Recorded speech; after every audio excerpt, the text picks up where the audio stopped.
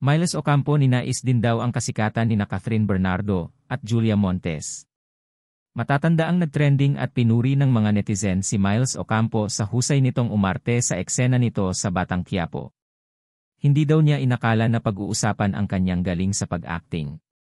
Ngunit bago pa man ito ay inamin ni Miles na umabot na daw sa puntong muntik na siyang sumuko sa kanyang career. Kasabayan niya daw kasi sila Catherine at Julia na ngayon ay sikat na.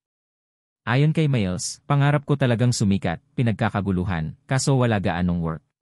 Kaya naisip ko na may mangyayari pa ba sa akin. Sina Ate Julia at Kath sa first batch namin na sikat after Mara Clara. Tapos nandoon ako sa awkward stage, gusto ko rin ng ganon.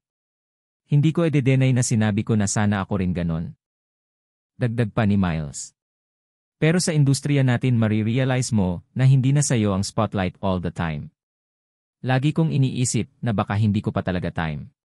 Pero mukhang oras na daw niya ngayon dahil nga sa pagiging trending niya sa Batang Quiapo ay kaliwat kanan na daw ang offer sa kanya para sa mga product endorsement.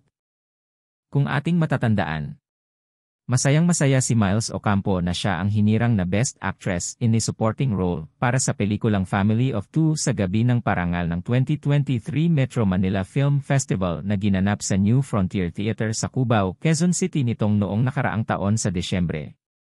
Ayon sa kanyang acceptance speech, nagsimula siya bilang isang child star sa ABS-CBN at mag-27 na ngayong taon, subalit ngayon lamang siya nakatanggap ng parangal mula sa isang award-giving body.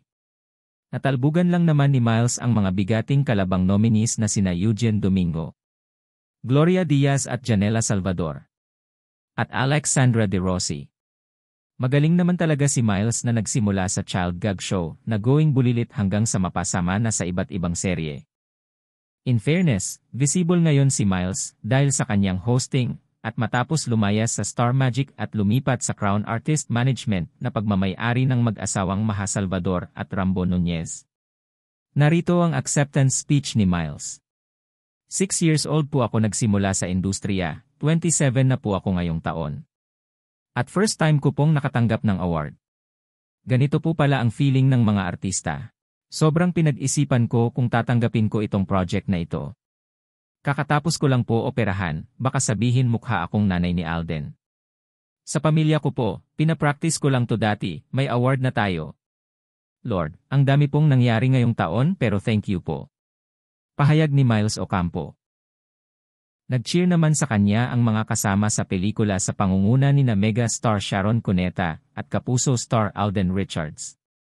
Tila pampasaya ito sa buhay ngayon ni Miles pagkatapos ng 2023 dahil kamakailan lamang ay ibinahagi niya ang tungkol sa kondisyon niya sa usaping pangkalusugan.